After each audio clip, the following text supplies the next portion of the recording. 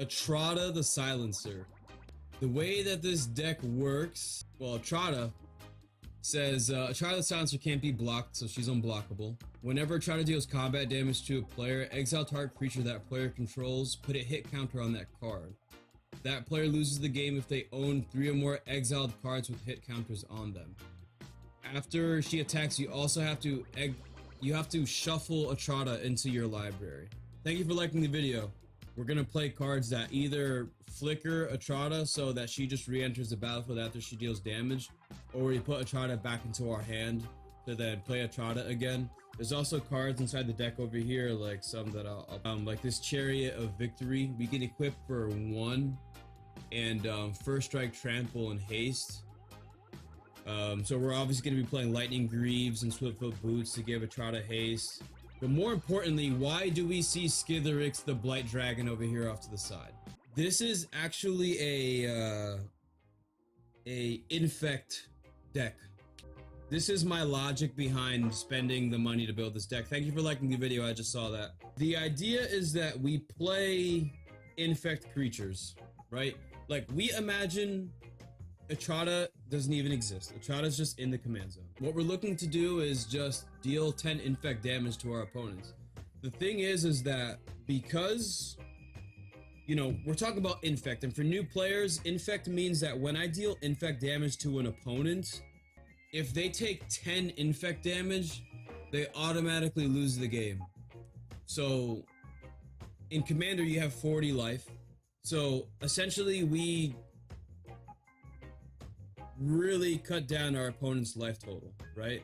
So I did definitely just become the arch enemy, Edward. But this is the game plan. We play our Infect creatures and we play around Infect, right? But look at this, dude. This one's a 1/1, right? This is a 6 mana 5/5, right? This is a 6 mana 4/1 that we can regenerate, right? These creatures are weak.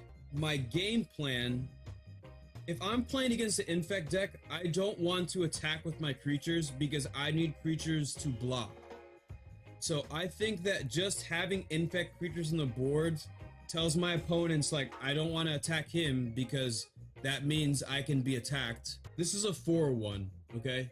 If I deal damage with a 4/1 on a player that has essentially 10 life, this card right here represents a 3-turn clock. If I can extrapolate that idea to a player that has 40 life, if I have a creature that can put a player on a 3-turn clock in terms of power, this is essentially a 15/15 creature. If I could translate this to actual life totals in Magic the Gathering. The idea is that our opponents are going to know that they don't want to take damage from this, so I'm assuming they're not going to want to tap down their creatures to attack. Now the new problem is that now our opponents have creatures to block with, and we want to attack.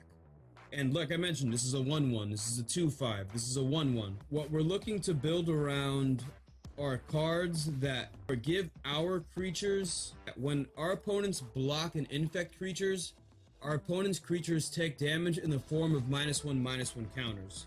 So if we have this Reaper of Sheldred, imagine this doesn't have Infect, and this takes damage from this core Prowler, first strike damage, this is going to reduce the Reaper of Sheldred's power to 0, because it's going to gain 2 -1/-1 counters, which means that after first strike, when this gets the opportunity to deal damage to the core Prowler, this has 0 power and deals no damage to the core Prowler, and I keep my core Prowler. Thank you, Joe.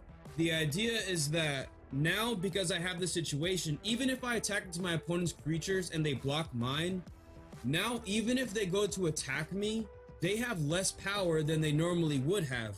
We almost want our opponents to block our creatures so that they deal less damage to us. We play cards like Turn the Tide, which says creatures your opponents control get -2/-0 until the end of turn, so that we can reduce their power even more so that we can keep our Infect creatures on the board. Sorceress Queen that I can tap to give another creature. I can turn any creature essentially into a 0/2 until the end of turn.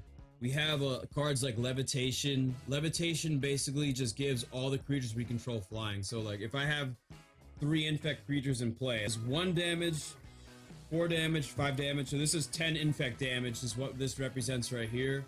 And then out of nowhere, I can just be like, Levitation. All my creatures have flying. I attack. And now you lose.